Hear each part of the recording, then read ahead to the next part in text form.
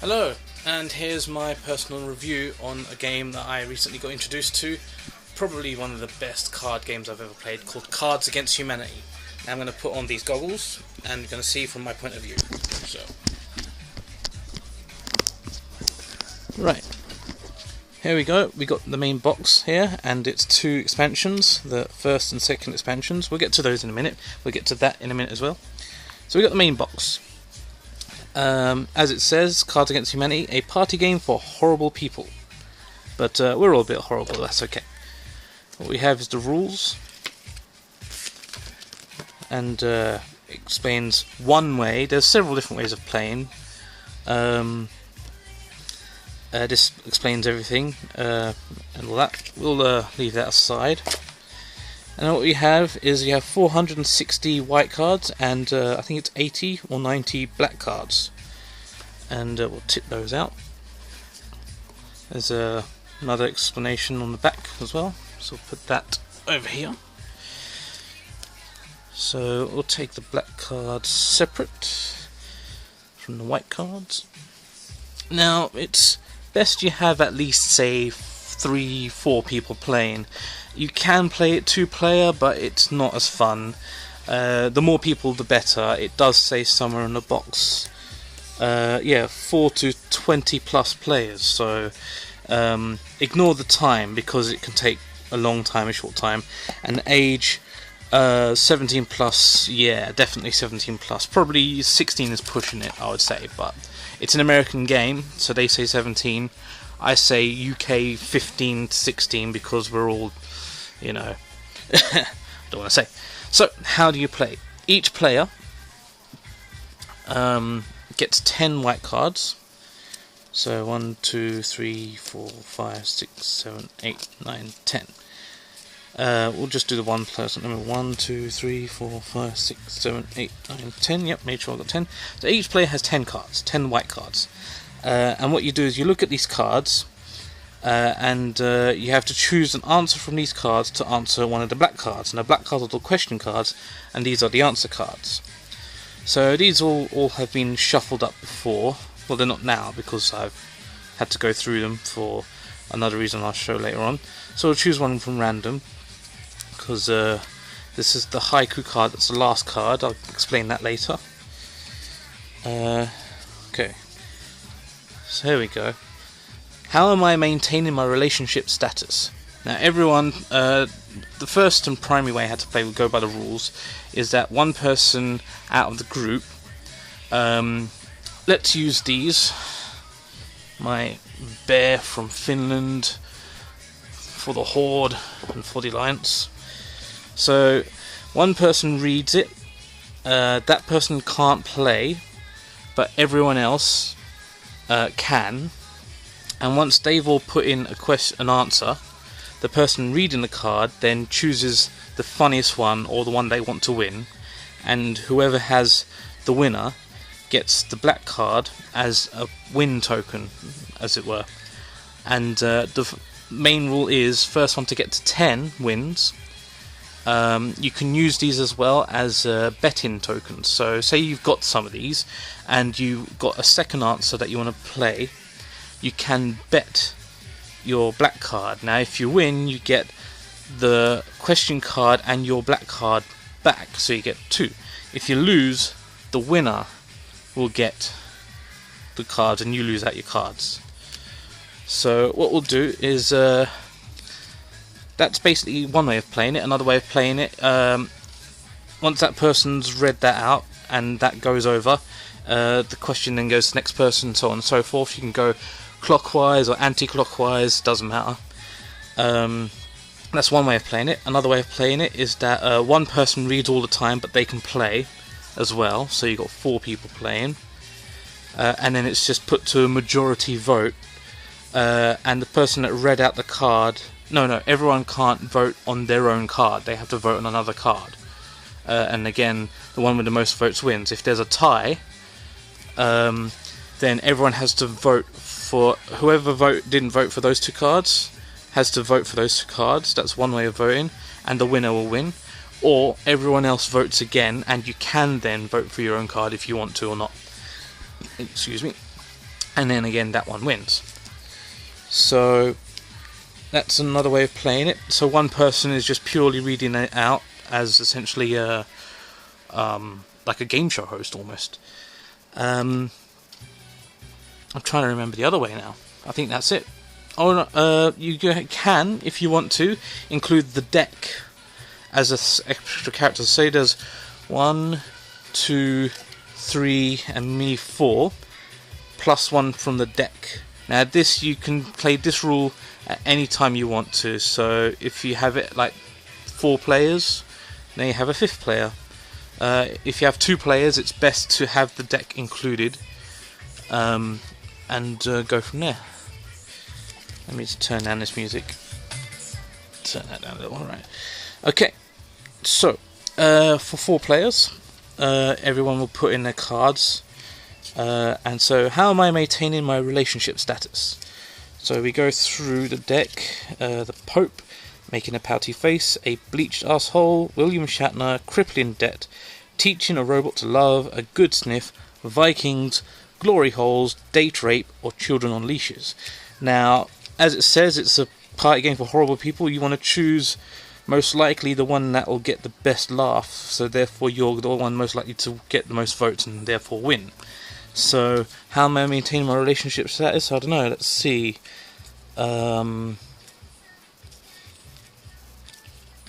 Date rape. Yeah. So everyone else puts in 1. Say, for example, we're playing the rule where... Well, it doesn't matter. So everyone puts in 1. You'll put it down face down, and then you shuffle them up, and then you reveal them one at a time.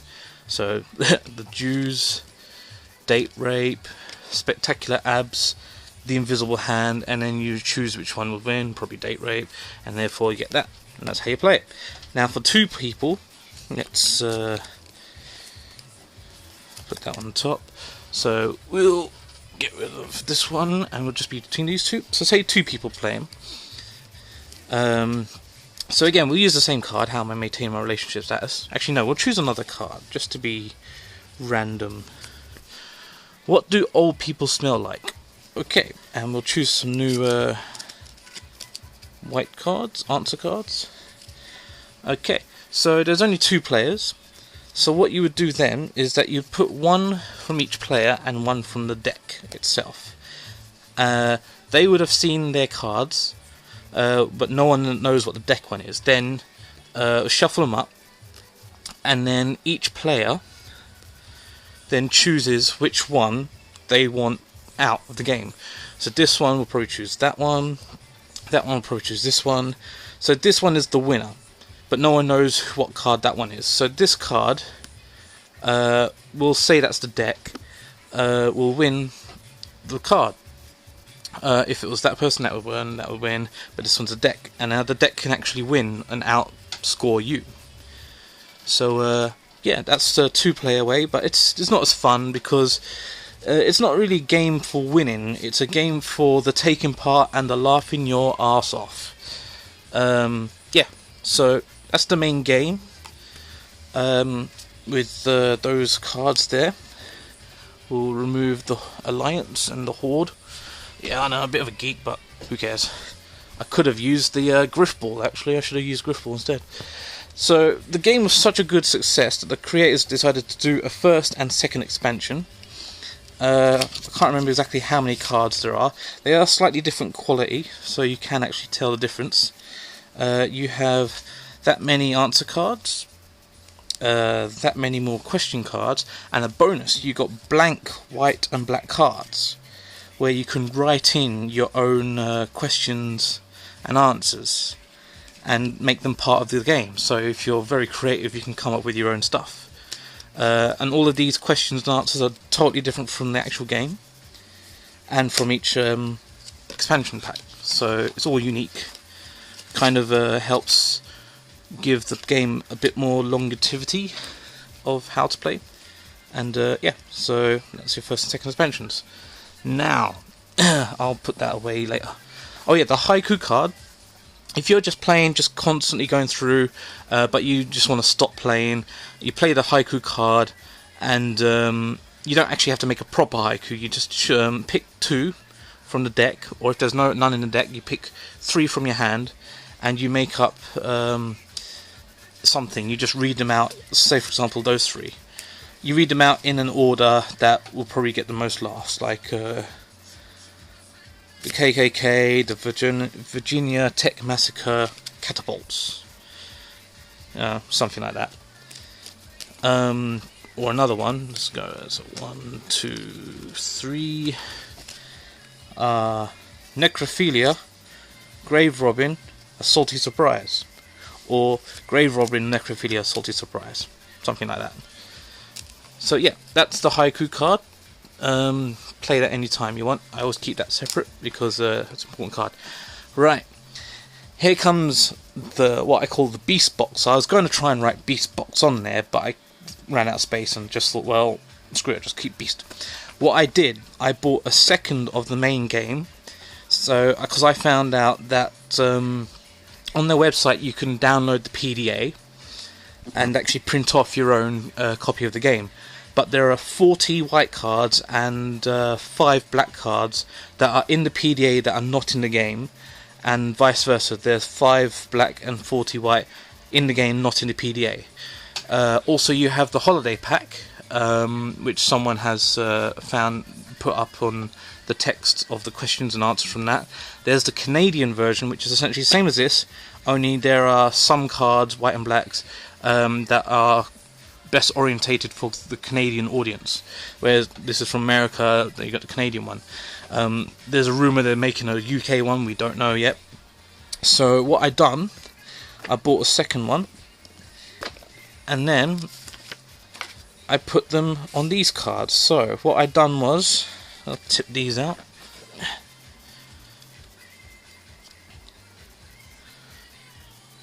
So you got your normal deck here of normal cards. They all have nothing special, just the main game on there, and questions as well. What I done was, on the white cards, I wrote down what was on those texts. So I blanked out what was originally there and then wrote down with ballpoint pen. It was tricky because writing on these cards with ballpoint pen you'd be better off with a fine liner.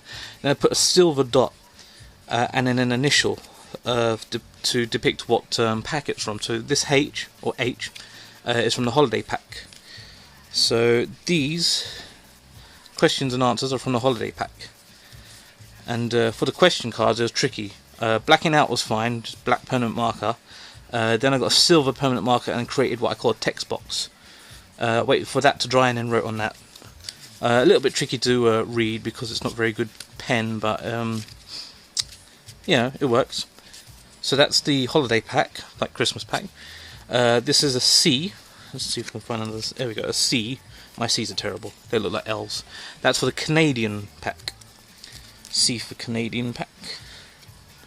Again, all silver. And then you've got a P for the PDA. So these are questions and answers that are only on the PDA. All of those, right? And so that's the official text from other packs. Now, I've gone and made a notepad file on my computer, and gradually I've been adding my own ideas, my own questions and answers. Now, I've done it slightly differently. I've blacked it out as per usual, but I put a gold dot instead, and no need for initial. So gold dot means that it's my own custom one. And with the black cards, same. Gold dot and gold backgrounds have silver background. So blanking out what's already there, and then creating a text box with which to write on. And then now I've got like an entire box to create my own, essentially my own custom deck for the game, which is pretty cool. Take your inspiration from the actual games itself. Having to go through the decks multiple times to make sure I'm not repeating any, because it'd be pointless wasting a card on a repeat text writing. So yeah, that's the game Cards Against Humanity.